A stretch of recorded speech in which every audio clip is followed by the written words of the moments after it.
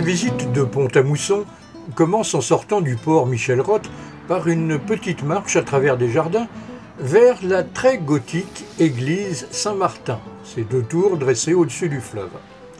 La statuaire à l'extérieur est toute en élégance et en finesse, et les gargouilles composent un bestiaire fantastique assez ahurissant qui défie les lois de la pesanteur. À l'intérieur, quelques trésors. Pour commencer, cette extraordinaire mise au tombeau du XVe siècle, assez proche de l'art de Bourgogne. 13 personnages, incroyablement expressifs, accompagnés d'angelots qui virevoltent au-dessus de la scène. Ça n'est pas tout. Dans une niche, en face de l'autre côté, voici 2 gisants magnifiques réunis pour l'éternité, la même famille, mais pas la même époque.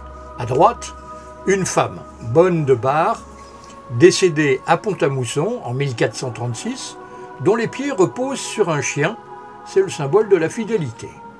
À sa droite, un chevalier dont l'identité est beaucoup plus obscure. Il est revêtu d'une cotte de maille comme au XIe siècle, armé d'une lance, et il a les pieds reposant sur un lion, c'est le symbole d'un soldat conquérant. Il s'agirait donc soit de Louis II de Mousson, comte de Bar, mort semble-t-il au siège de Jérusalem en 1099, soit de Henri II, également comte de Bar, mais lui mort en 1239 à la bataille de Gaza pendant la croisade des barons. Le mystère demeure. Le chœur, baroque de style Pompadour, fut dessiné par les jésuites de l'université qui administrèrent Saint-Martin jusqu'en 1768. Les vitraux sont de facture moderne, magnifiques, et les grandes orgues datent de 1704, créées par le facteur Claude Legros de Metz. En 1572, l'année de la Saint-Barthélemy, une université est fondée par le duc Charles III et le cardinal Charles de Lorraine afin d'être un rempart catholique face au succès de la Réforme. À quelques mètres du pont et de l'église, sur les bords du fleuve, elle va connaître un succès phénoménal.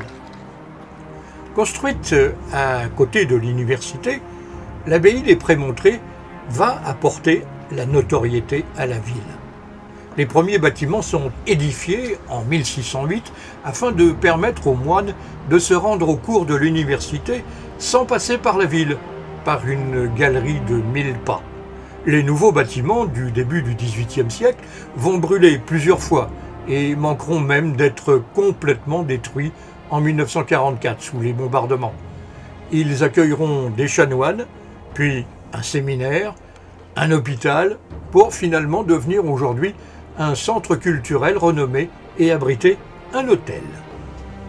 Lorsque nous arrivons tout en haut de la grande façade classique, perchée sur un pot-à-feu, une cigogne scrute le ciel. Quelques minutes plus tard, un autre volatile arrive.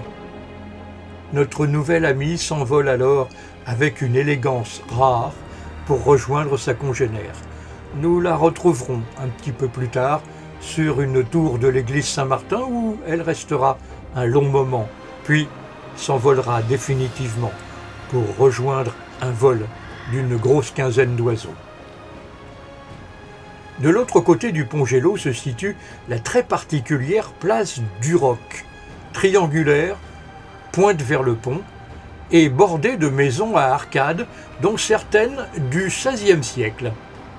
Son centre est occupé par une élégante fontaine à 2 lanternes, érigée en souvenir de l'action des ambulanciers volontaires américains de la guerre de 14-18. Dans l'angle nord, la façade sculptée du XVIe de la maison des 7 péchés capitaux, surnommée le Château d'Amour, précède une jolie tourelle d'angle hexagonale. Elle était, à l'époque, selon certains, la résidence du duc de Guise, le cardinal de Lorraine. Sur la place du Roc se trouve l'hôtel de ville, et à 25 mètres, dans la rue d'à côté, l'église Saint-Laurent, où se trouvent encore d'autres trésors. Comme, par exemple, le Christ portant sa croix, un chef-d'œuvre de Ligier-Richier, en bois polychrome, poignant de peine et de douleur. Une pietà du début du XVe siècle, en pierre polychrome, que certains attribuent à Mansuy-Gauvin.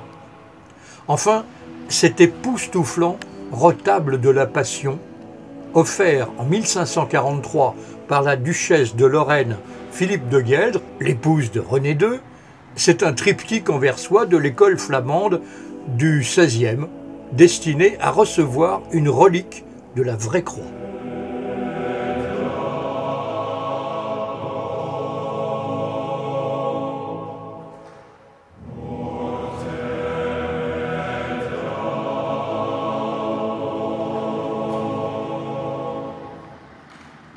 De l'autre côté de la place, le musée, au fil du papier, et son étonnante collection de meubles en papier mâché.